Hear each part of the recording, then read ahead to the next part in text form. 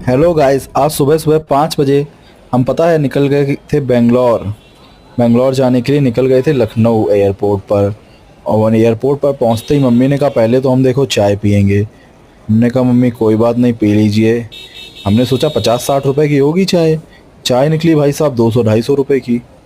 इसके बाद चाय वाय लेके अपन पी रहे थे, खैर इंजॉय कर रहे थे चाय वाय लेके। इसके बाद आया कि चलो सामान रख लें। तो भैया हमें तो पता नहीं था कि ये जब दबाओ इसका हैंडल तभी ये ट्रॉली चलती है। काफ़ी मशक्क़त के बाद अंकल जी ने बोला, एक अंकल जी खड़े हुए थे, बेटा इसको दबाओ तो। मैंने कहा बात तो आपकी सही है, अब तो ये चल रही है। इसके बाद जो बैगों को हम बहुत प्यार से सहेज के लाए थे, उनके संग इतना बुरा व्यवहार हो रहा था, आपस में सब टकरा कर ऐसे पटके जा रहे थे जैसे कि क्या ही बताएं आपको।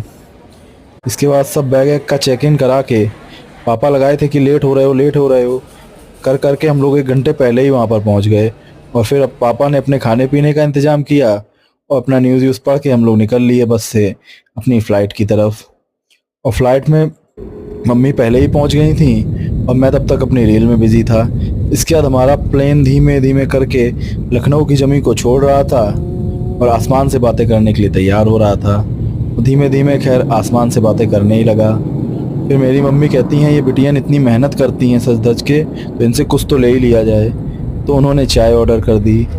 इसके बाद हम लोग जब बेंगलोर एयरपोर्ट पर पहुंचे तो बहुत ही सुंदर सुंदर नज़ारे थे। यहाँ से इतनी ग्रीनरी थी, मम्मी कहती यहाँ तो बहुत हरियाली है। हमारे यहाँ तो सारी हरियाली ही काट डाली है मेट्रो के चक्कर में।